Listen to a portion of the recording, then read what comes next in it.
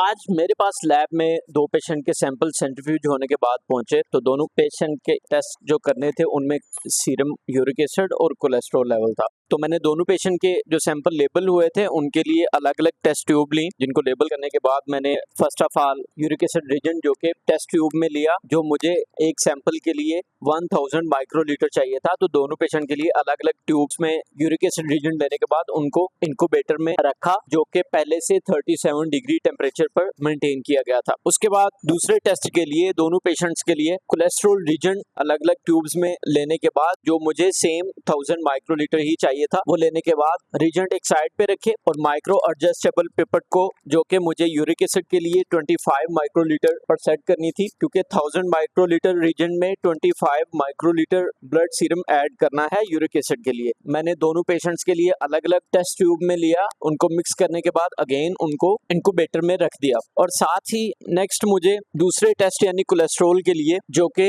Already reason 1000 microlitre tubes में पड़ा हुआ था, उनके साथ पेशेंट्स का ब्लड सीरम सिर्फ 10 माइक्रोलीटर उनमें मिक्स करना था। और दोनों पेशेंट्स का ब्लड सीरम कोलेस्ट्रॉल रीजन में मिक्स करने के बाद उनको भी 37 डिग्री सेंटीग्रेड पर इंक्यूबेटर में इंक्यूबेट कर दिया और साथ टाइमर जो कि 5 मिनट के लिए सेट किया मैंने। 5 मिनट मुकम्मल होने के बाद मैं केमिस्ट्री मशीन को पहले रिंस करना था। रिंस करने के लिए मैंने डिस्टर्ब वाटर जो कि ब्लैंक में लगाया, और फर्स्ट ऑफ ऑल जो मैंने पहले टेस्ट यूरिक एसिड लगाया था उसका टाइम पहले कंप्लीट हो रहा था, तो मैंने यूरिक एसिड टेस्ट के लिए मशीन को प्रिपेयर किया, ब्लैंक में डिस्टर्ब वाटर दिया और पहले पेशेंट का सैंपल लगा दिया। सैंपल एस्पिरेट करने के बाद मुझे 5 से 6 सेकंड के अंदर इसका रिजल्ट मिलना था, तो मैंने 5 से 6 सेकंड वेट किया और रिजल्ट आते ही मशीन को अगेन रिंस किया। रिंस करने के बाद दोबारा से न्यू पेशेंट के लिए, नेक्स्ट पेशेंट के लिए अगेन यूरिक एसिड प्रोग्राम में आया और अगेन उसको डिस्टर्ब वाटर से ब्लैंक दिया। मुझे 4 से 5 सेकंड के टाइम के बाद मुझे सैंपल एस्पिरेट करना था। सैंपल एस्पिरेट करने के 6 सेकंड के बाद मुझे दूसरे पेशेंट के यूरिक एसिड का रिजल्ट भी मिल गया। फिर अगेन मशीन को